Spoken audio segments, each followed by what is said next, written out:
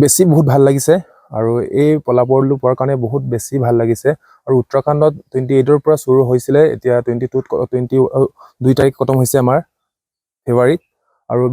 বহুত বেছি ভাল লাগিছে আপোনালোকে মৰম চেনেৰে ইমান আগুৱাই যাব পাৰিছো আৰু ছাৰে যিমান মোক কষ্ট দি প্ৰশিক্ষণ দিয়ে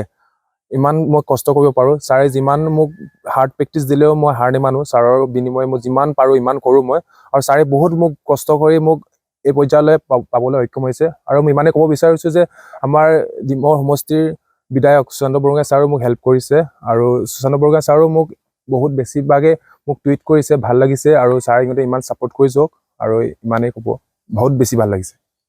আগলৈ এতিয়া এছিয়ান গেমছ আহিছে ৱৰ্ল্ড কাপ আহিছে তাৰ বিনিময়ে মই বহুত প্ৰেক্টিচ কৰিব লাগিব আৰু ইয়াতকৈ বেছি হাৰ্ড ৱৰ্ক কৰিব লাগিব আৰু এই পৰ্যায়লৈ যাবলৈ হ'লে আপোনালোকৰ বহুত আশীৰ্বাদ লাগিব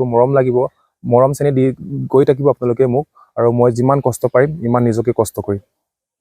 হয় আমাৰ গাঁৱৰ পৰা যাবলৈ চেচামুখ বেকুৰিচাৰ পৰা যাবলৈ বহুত দূৰ আছে আমাৰ ৰাস্তা পদূলি বেয়া আমি ইয়াৰ পৰা যাওঁতে কেতিয়াবা বৰষুণ দিলে আমি প্ৰেক্টিচ অফ কৰিবলগীয়া হয় আমাৰ ৰাস্তা ঘাট দেখিছে আপোনালোকে কিমান কষ্টৰে আমি যাবলগীয়া হয় আমাৰ ৰাস্তা নাই আমাৰ ৰাস্তা যাবলৈ ইমান কেতিয়াবা বৰষুণ দিলে আমি চাইকেল লৈ যাব নোৱাৰো বাইক লৈ যাব নোৱাৰো কেতিয়াবা লাইন গাড়ীত যাবলগীয়া হয় ইমান কষ্ট কৰি আমি প্ৰেক্টিচ কৰিবলৈ যাওঁ আৰু চৰকাৰৰ মই এটাই অনুৰোধ কৰিছো আমাৰ ৰাস্তাখন ভাল কৰি দিয়ক আৰু ইমানেই পাপাই মোক ক'বলৈ ভাষা নাই যিমান কষ্ট কৰে মোৰ মা পাপাৰ মোৰ ভগৱান আৰু ছাৰে ভগৱান মা পাপাই মোক লোকৰ পৰা আজিৰা কৰিলেও মোক খেললৈ পঠিয়ায় আৰু আমাৰ গৰু ছাগলী ম'হ চব বিকি পিনি আমাক মা পাপাই মোক খেললৈ পঠিয়ায় হ'লেও মোক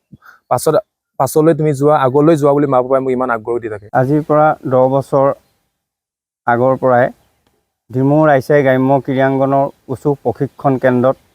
ক্ষুদ্ৰ পাংগিঙক প্ৰশিক্ষণ দি থকা হৈছে তেখেতে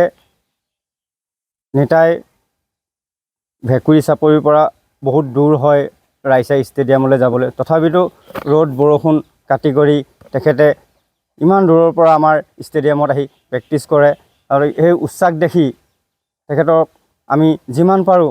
ভাল ধৰণে প্ৰশিক্ষণ দিবলৈ চেষ্টা কৰিছিলোঁ আৰু বহুত প্ৰশিক্ষণ দিছিলোঁ আজি যেনেধৰণে আমি তাক প্ৰশিক্ষণ দিছিলোঁ ঠিক তেনেধৰণে সি শিক্ষা গ্ৰহণ কৰিছিলে শিকিছিলে কোনোদিনে এলাহ ভাৱ কৰা নাছিলে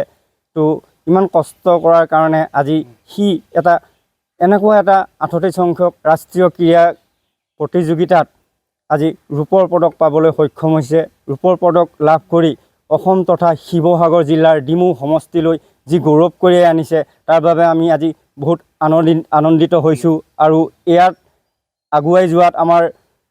ডিমৌ সমষ্টিৰ মাননীয় বিধায়ক সুশান্ত বৰগোহাঁই দাদাও বহুত অৰিহণা আছে লগতে আমাৰ অসম উঁচু সন্থাৰ মাননীয় সভাপতি সম্পাদক মুৰলীধৰ চৌধুৰী ছাৰ ৰঞ্জিত বড়ো ছাৰ তেখেতসকলেও বহুত অৰিহণা আছে গতিকে অসমবাসী ৰাইজে যাতে আৰু আশীৰ্বাদ কৰক অনাগত দিনত আমাৰ আহি থকা Asian games world championship world cup এনেকুৱা নিচিনা প্ৰতিযোগিতাতো যাতে ক্ষুদ্ৰ পাংগিঙে অসম দলৰ হৈ অংশগ্ৰহণ বা ভাৰতীয় দলক স্থান লাভ কৰি যাতে ভাল ধৰণে প্ৰশিক্ষণ লৈ যাতে ভাৰতবৰ্ষলৈ মেডেল আনি গৌৰৱ কৰি আনিব পাৰে তাৰে আমি আশা কামনা কৰিছোঁ।